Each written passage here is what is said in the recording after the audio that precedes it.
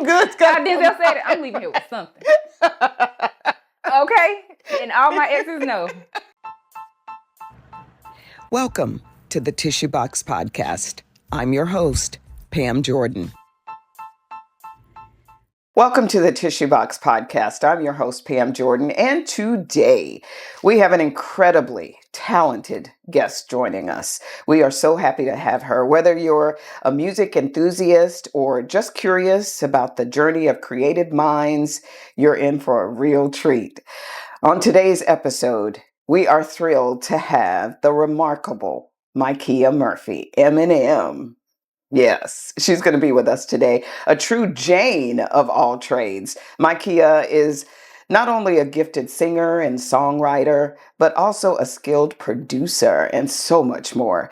Her multifaceted talents have captivated audience and industry professionals alike. Mikeya will be sharing her inspiring journey into the music world, what sparked her passion, the challenges she's faced, and the triumphs that have shaped her path. We are so excited. From her early beginnings to where she stands today, Mikeya's story is one of dedication, creativity, and resilience. We welcome Mikeya Murphy to the Tissue Box Podcast. Hey, girl, hey. Oh, good. How are you? I'm well. I love that intro. Okay, you like that? Yeah. You want me to say it again? I mean, no. I'm a words of affirmation girly, so. Yeah. Well, we're super excited to have you. You are beautiful. You know that, right? And you are too. Okay. We're talking about you right now, though. I did deflect, didn't I?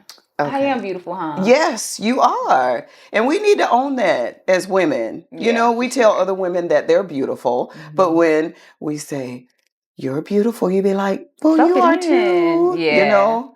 Yeah. Guilty. You're beautiful. Look like a beauty queen sitting over there. Speaking of beauty queen. Let's talk about that. Let's talk about you. Tell us a little bit about Mikeya Murphy. Where are you from? So I am originally from Lumberton, North Carolina. Mm-hmm. At the age of 12, my mom got married. And then we moved to Dillon, South Carolina, and that is where I currently reside. Okay. And yes, that's where I am from. So I tell people I'm from the Carolinas. Okay. That's the best way I could put it. Nothing wrong with that. Yes. So let's talk about, you have a history with pageantry, right? So let's talk about that. How did you, well, I can easily see how you got into pageantry because you're absolutely beautiful. Okay. Yeah. So how did I get into it? Just being curious.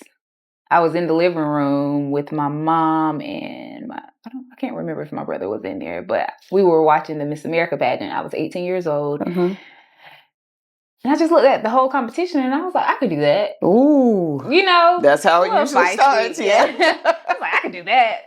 And so I took it upon myself to look up what are the qualifications for me to compete in the Miss America pageant.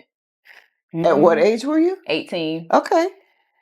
And so I called the people and I was just like, hey. So I called the Miss USA organization, which is two different entities. Okay. So Miss America and Miss USA is two totally different entities. A lot of people don't know that. So I'm thinking, just like everybody else, Miss America is Miss USA. So I called the Miss USA organization and I was like, hey, what do I have to do to become a contestant? And they were like, pay $1,500. And I was like, oh. During that time, wow, especially during that time, I was just like, not gonna happen. Yeah.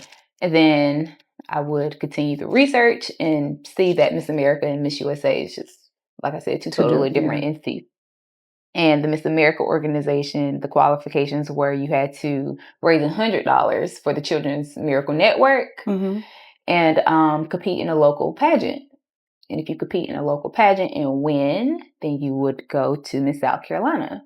Well, for me, Miss South Carolina, because that's the state I resided in and or reside in. And then you'll go to Miss South Carolina. If you win Miss South Carolina, then you go to Miss America. And I was like, oh, easy peasy. I was like, oh, I'm gonna win. Like it's a no-brainer. Okay. And I would compete in my first pageant, and my talent was poetry. and I went on stage with my shoes off, a little dress. It was the total opposite of what was going on in that world. Wow. I was just... You were just being you. Yes. Wow. Until my last pageant that I competed in, I always was just myself. Like, I always showed up as Mikeya. I don't know what else to be. Right. And so I would compete in maybe 4 local titles before I would go to Miss South Carolina. And I didn't even win that local pageant. What ended up happening was, it was actually the Miss Florence pageant. Miss Florence, Miss Magic City pageant. Mm-hmm. And they were giving away 2 titles, Miss Florence and Miss Magic City. I came in 5th place. All right? Okay, follow me. I'm following. So Miss Florence, Miss Magic City, the first runner-up, the second runner-up, and then Mikeya. Okay.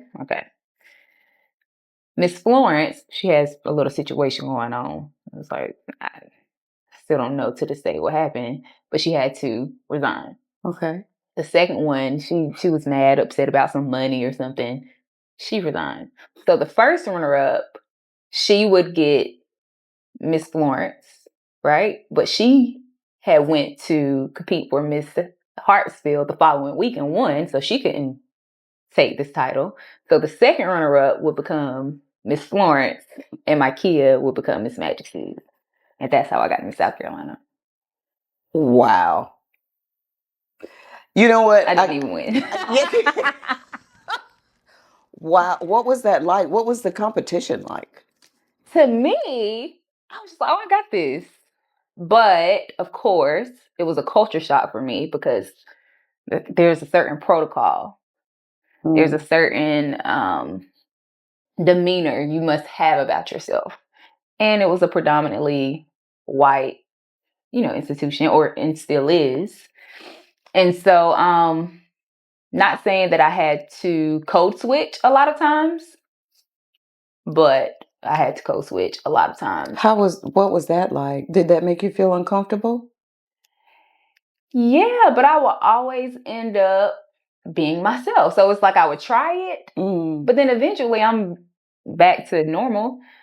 Like if I'm having an interview for, let's just say, the 10-minute interview for Miss South Carolina, interviewing for Miss South Carolina, maybe preparing for Miss South Carolina, I would kind of code switch a little bit just to show my LEDs, my directors, like, oh yeah, I'm prepared for this job title, But by the time I get to Miss South Carolina, I'm just talking regular.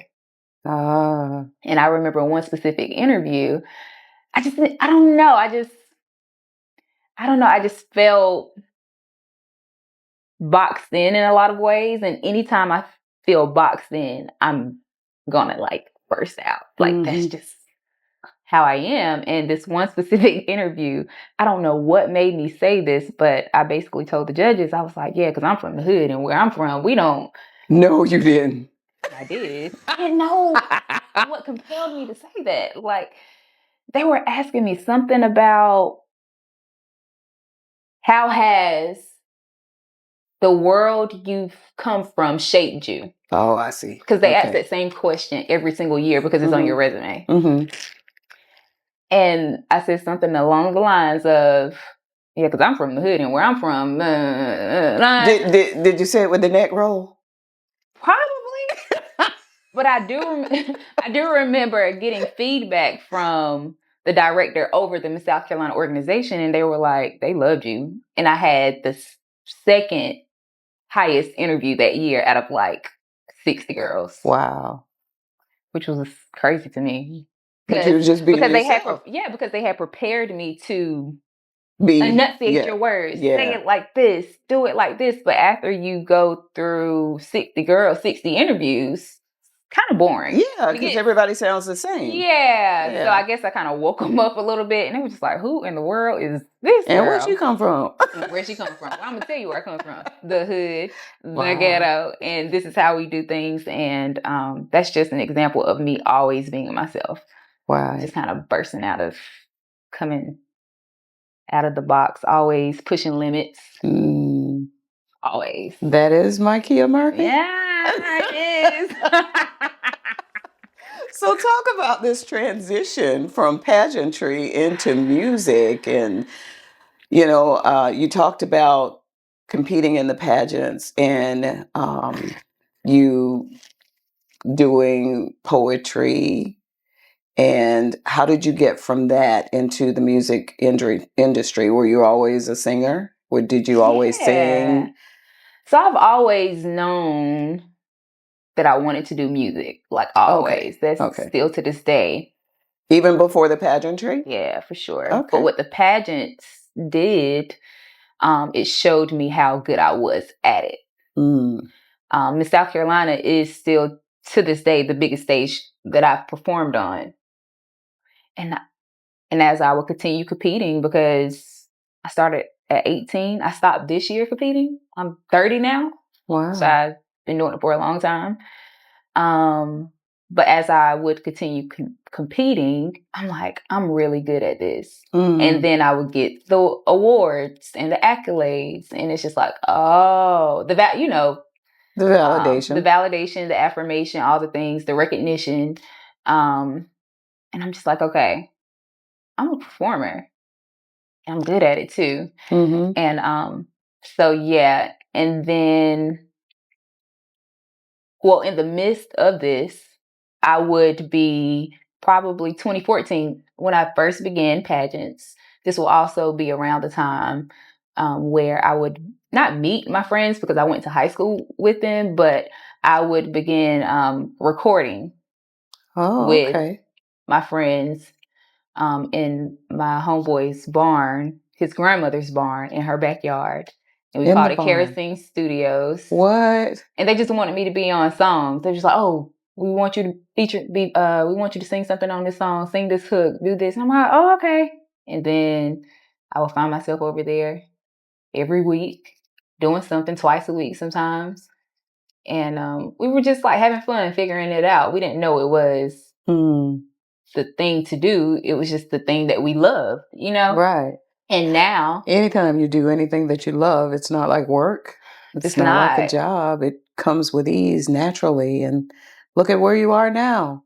Yeah. And I had no plans to be a producer, an engineer. I had no plans to really have my own project.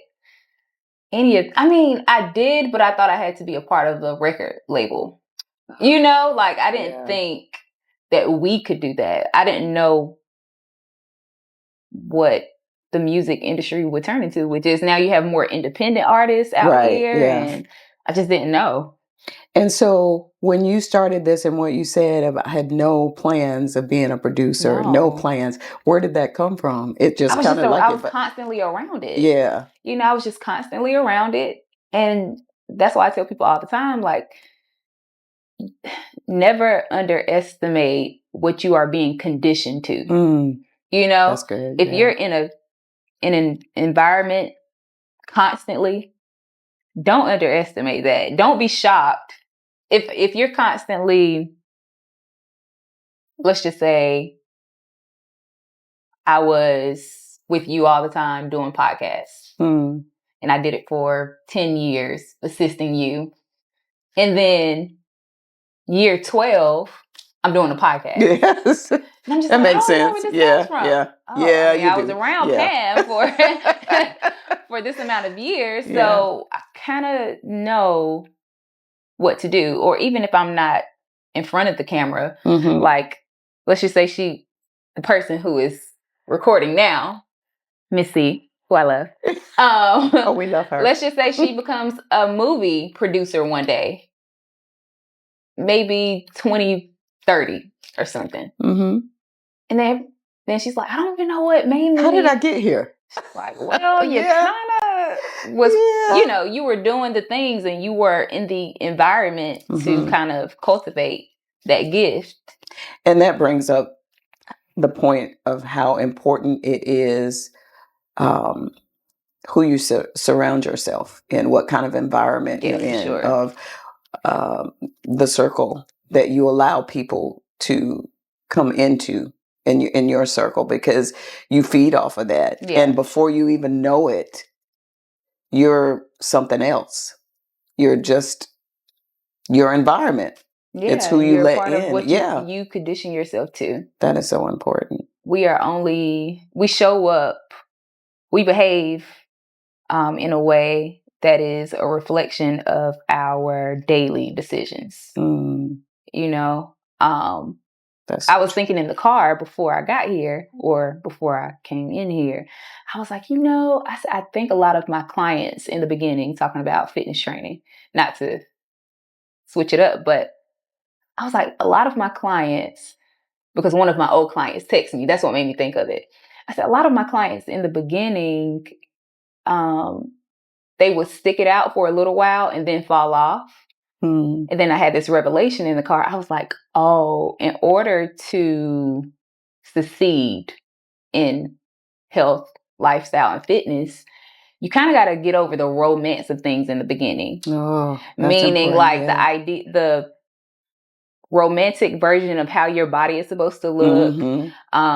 You recording the content of you being in the gym and showing it to people. That's like the romantic side of things. When really and actually, it's boring.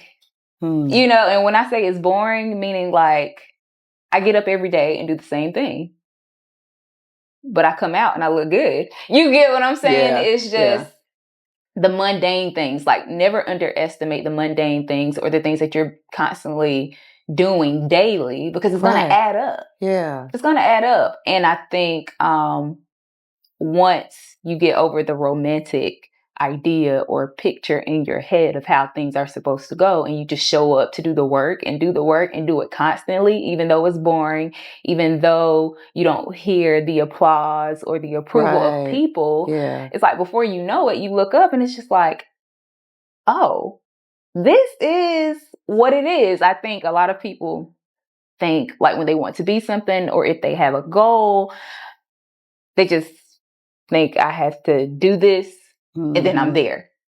When really it's just constantly doing the boring things, maybe over and over and over and over. You condition yourself to it, and before you know it, you're like showing up. You're an expert. You're doing things well. You're doing things better. You have the body that you want.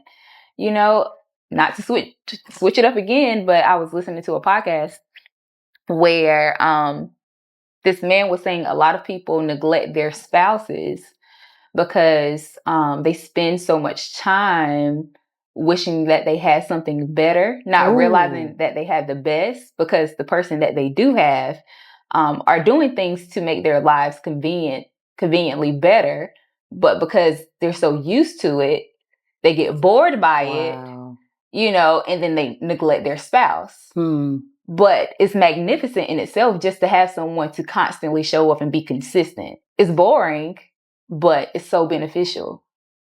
And it works. And a lot of people, and I was just like, oh man, the boring thing is the miracle. Like, the boring thing is what's special. Like, the consistency is how we get what we want, for real. And sometimes it's boring.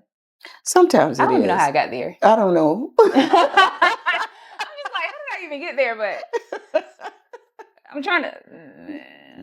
being in the barn. Being in the barn. I was just around it all the time. I had no intentions. But here we are in 2024. I said, you know what? I'm going to self-produce my own album. And I'm like, oh. And I'm just I can do that? I'm like, well, how? And then I was like, how am I good at this? Or why do I know how to do this? You've been around it since 2014. Yeah. Wow. You've been knew what to do. You was being conditioned to it. You just didn't know it. So let's talk about the album. Look at that smile. Because she's so special. Yes. She's so special. The album, On Everything I Love? Yes, ma'am. Where'd that title come from? On Everything I Love it's a double entendre title. So it's like, on everything I love, like, don't mess with me. I'm going to protect me. Like, don't come here wasting my time. Like, it's that type energy. But then the other meaning is like, on everything I love. Like, I know how to love. Like, I'm soft, I'm gentle. And that's why with the album cover, you get me shooting like that first picture, that's like the protector.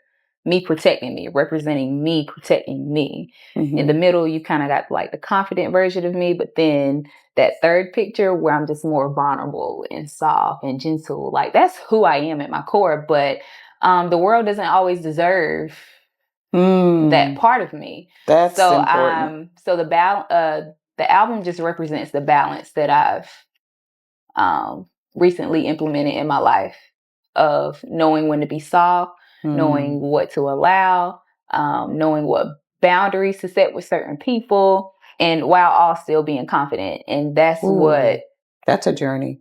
Yeah. And it just so happened that dating kind of exposed all of this to me. And so the topic of discussion is mainly like love and relationships and different things like that. But yes. Your journey. Mm-hmm.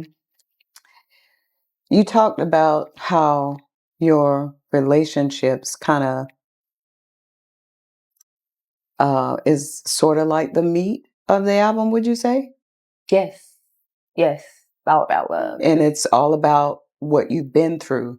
Mm-hmm. Some good, some not so good, some bad maybe.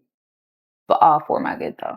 But all for your good, because they've all made you the person that you are right now. Yeah, I had to go through it. Yeah. So talk about the track on the album that is closest to your heart. Closest to my heart, meaning like my favorite or the most vulnerable track? We could do both. So, because we want to get to know you. So the track that I absolutely love is two. It's Alone, because I love being by myself. I didn't realize how much I love being by myself until recently. Just like, I really value this time. And then the second track is Roll Up, because it's really me like, look, don't come over here wasting my time. And she does that. And I can see right through you, she too. She says that with the side eye. Don't be coming over here. Like, I can see right through you. So those are my favorite. But the most vulnerable track on everything I love is Didn't Mean To. Okay, talk. And so deep sigh. Baby. So, yeah. So let's talk about that. What is that about? Pam, sometimes us women, we don't always get it right. We don't. And that was me exposing us in a way. Not exposing, I don't know about anybody else's business, but me personally, the song was about me apologizing to a guy because I didn't realize how much my trauma had showed up in my relationship or the relationship that I wanted. And there was a lot of paranoia, anxiety, and the Bible talks about how there's no fear in love. No. So there was no way for that to progress if that's how I was showing up, if that's the only thing that I was bringing to the table, and I didn't realize, I thought it was okay, so yes, I could protect myself. Yes, I should protect myself, but like Auntie Tam said, because she's the narrator of the album, she said at the beginning of it, she was like, being committed is not or being the protector is not just the job of one, but the job of both people committed to each other. Right. So if you're in love, you don't have to protect yourself. That love is going to protect you, but that's all I've known. Is I had to protect myself because... Where did that come from when you said that's all I've known? Because, so many instances where I didn't. I was just so open and vulnerable and naive and gullible. And then as you would grow, or as I have grown, I was just like, I got to protect myself a little more. I got to set boundaries. But then there's also boundaries that aren't healthy, and I didn't know I didn't know what to let in or what to let out. Where do you think that came from? Previous previous relationships, rejection. Yeah. Not feeling as though people weren't around me for the right intentions. Mm-hmm. And it just caused me to,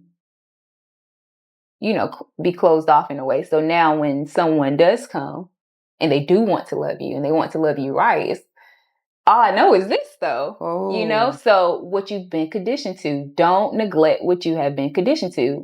And when I say don't neglect it, it means also pay attention to what you've been conditioned to. So you are the environment that you've been in. And all I had knew up until that point was, guys showing up in the relationships in this type of way. And so when this guy comes along, I respond based off of my experiences. And so when you talked about your trauma, was it trauma related specifically to your previous relationships, or is this something way back? Oh, all of it. All things work together. When it says all things work together, it's not even just the good, but it all comes together, and you have to do your due diligence and decipher and pick apart and really pay attention to what has transpired, what has happened over these certain amount of years that could possibly affect me, whether in good ways or bad ways. You have to take the time to really to pay attention to what has happened. But specifically, this is just my story. So rejection has been the theme of my life. Really? And a lot. Oh yeah. Oh yes. Oh yes. Oh rejection from all levels? Every area. Pageants, relationships, relationship with my father, job opportunity, just a whole lot of no's, a whole lot of a whole lot of those. Wow. And when you finally get your yes, or when you finally get your I do like that about you, or when you finally get I do want you around, it's like, no, you don't. That's right. a lie. Yeah.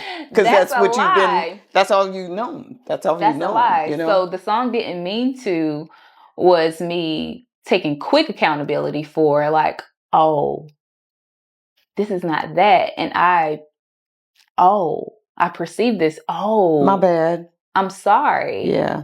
And at the end of the song, it says, I see the way you want me. Why I don't believe it. And it said, I see the way you love me. Why I can't receive it.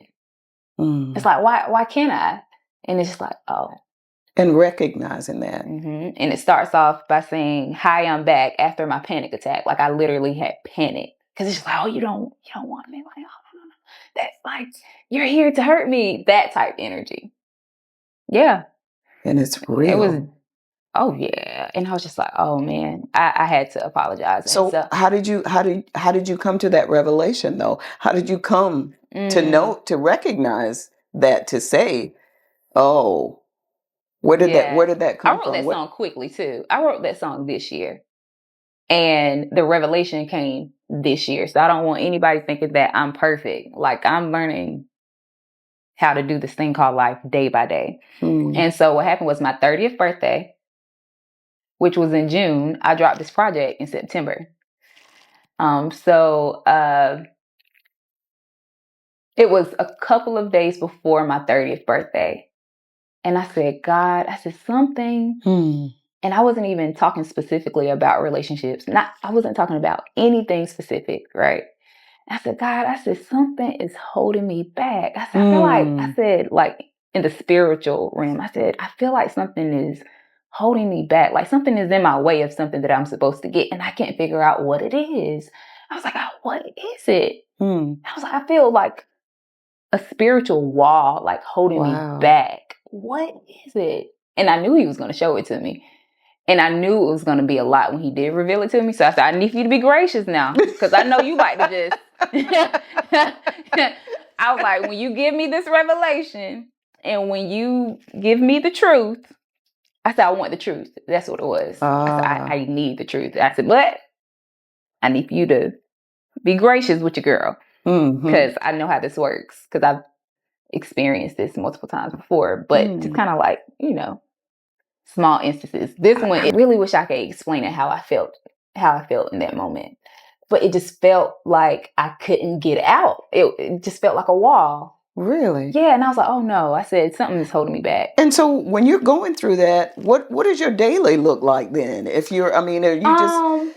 Honestly, up until that point, it felt normal because it was the normal. But when you are trying to go to that next level of yourself in God, yeah, He'll make it clear. Okay. And so I think He allowed me to feel that because He was ready to progress me.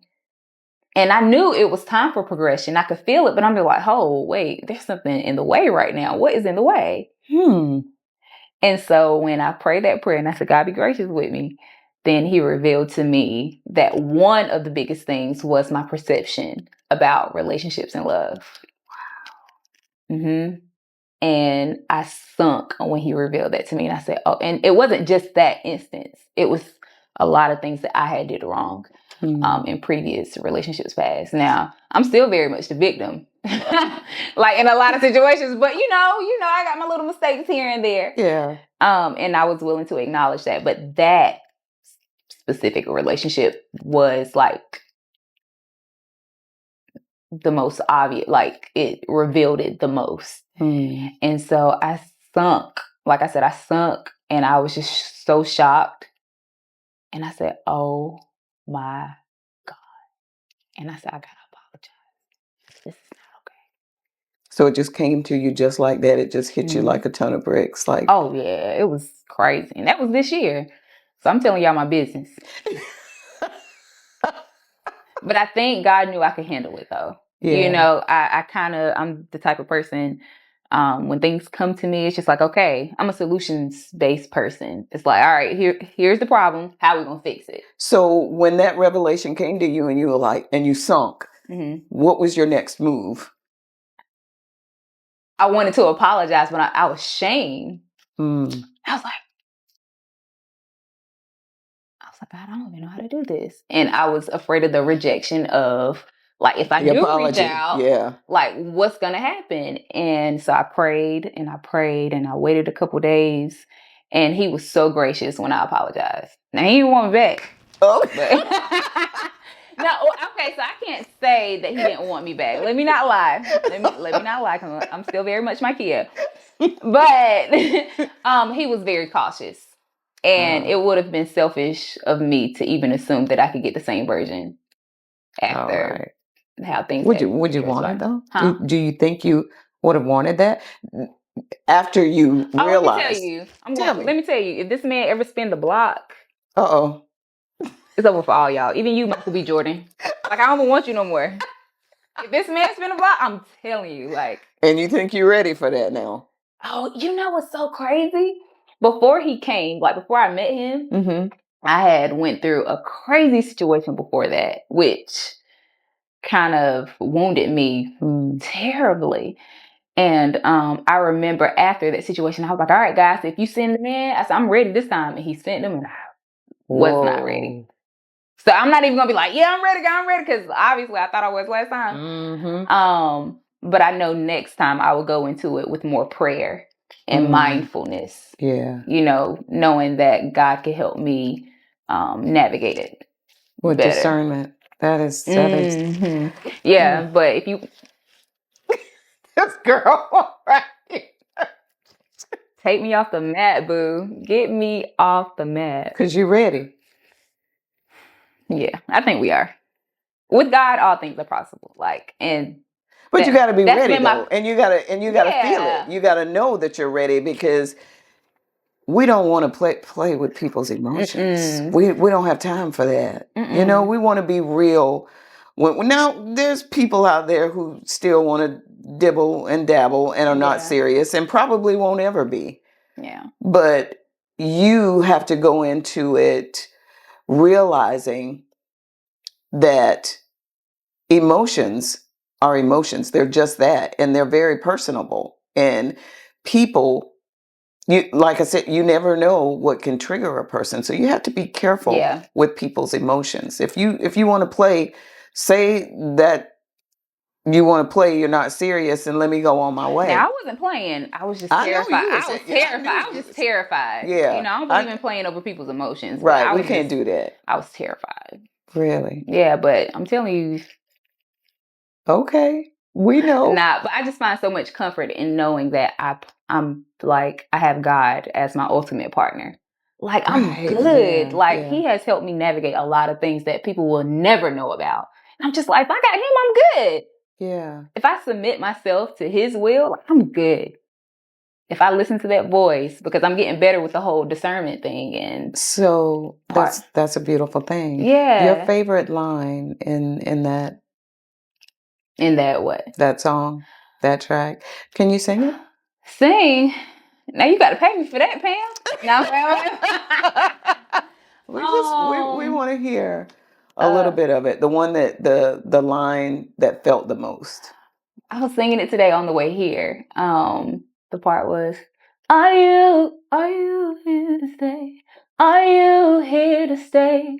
I think you two like running away, and I know my place where it's safe, but I hate it. It's so degrading, like I'm not brave and I'm not made for this. I don't like losing, I don't like choosing the lesser, weaker, comfortable, lighter choice.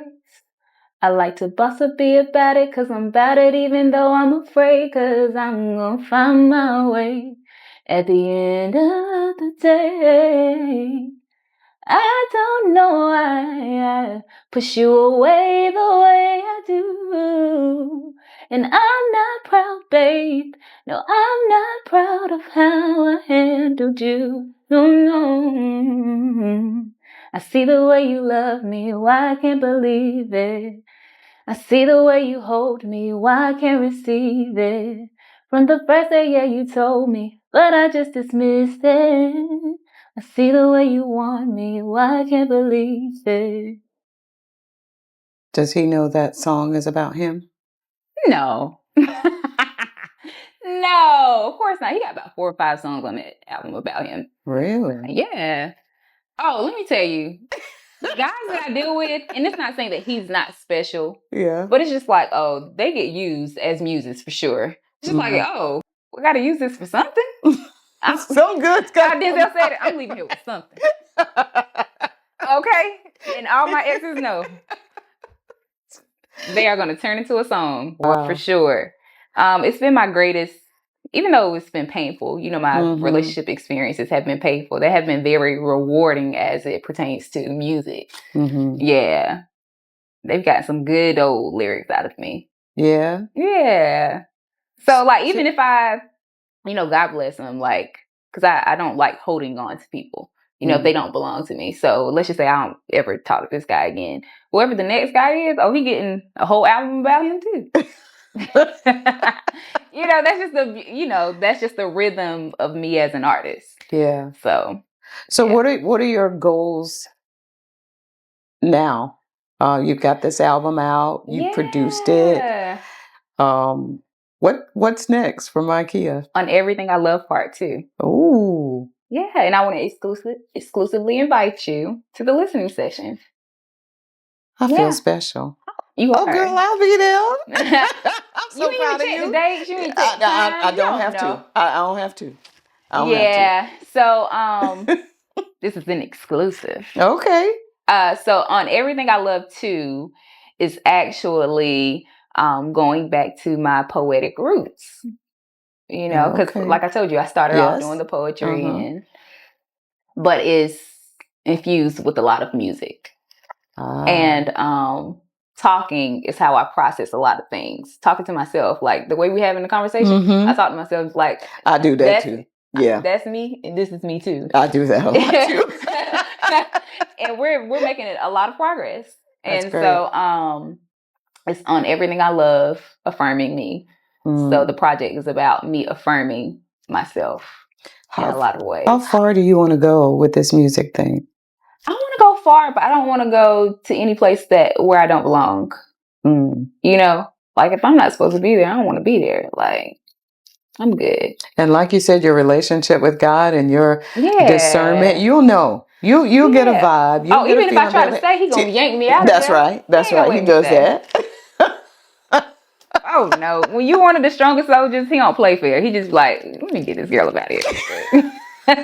Matter of fact, and we're so thankful for that because we need it. Matter of fact, like let's just say I'm somewhere I don't belong, like a party or something in the industry. Oh, you or know something. It. Mm-hmm. The whole place probably gonna set on fire. Well, I knew I wasn't supposed to be here anyway. Yeah.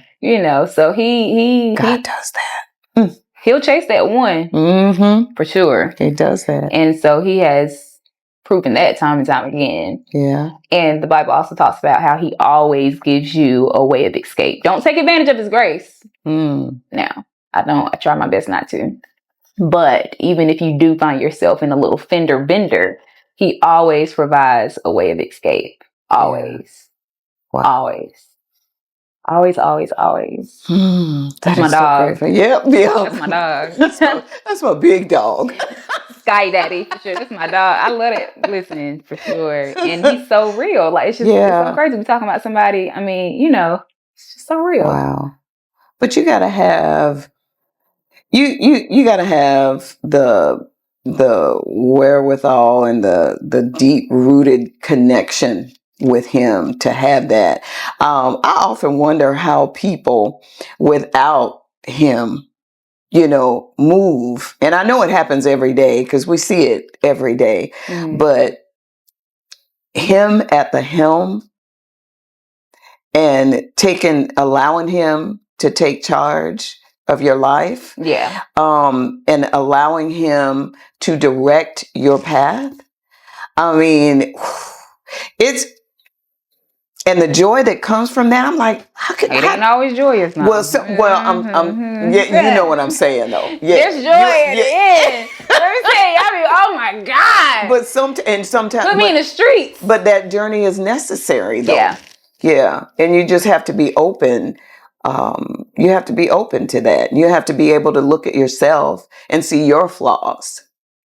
Right? You have to be able to look at yourself and see where you need changing, where you need to change as far as, our relationships. Why it's easier for us to pick out what's wrong with the other person. It's much more difficult to pick out our flaws. Yeah. There's a scripture that talks about only God knows how he knows the hearts of man. Like only he knows. Only he knows. And when he show you better be ready. Wow. For sure. Mikeya Murphy. Your faith is strong, girl. It's so crazy. It's so crazy to me. Has it always been that way? No, it hasn't. It was strong in my mom's faith, grandma's faith, just being in the church. But now I got my own relationship.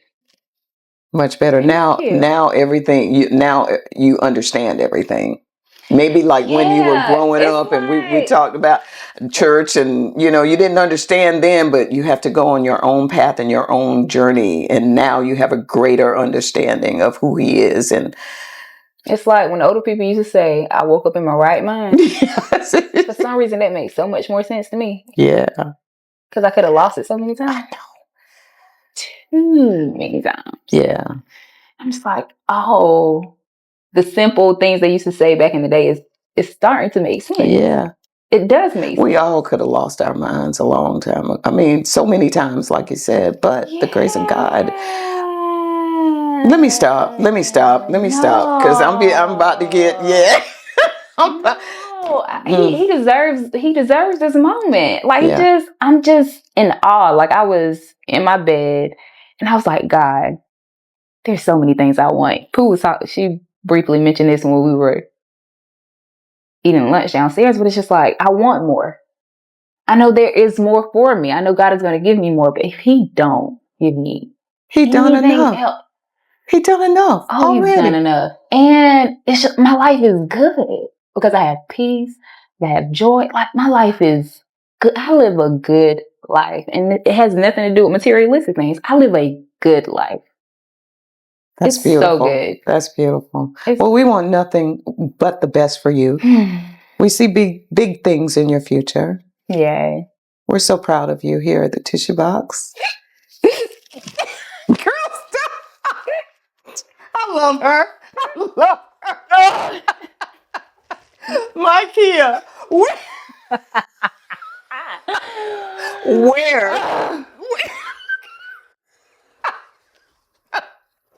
I love her.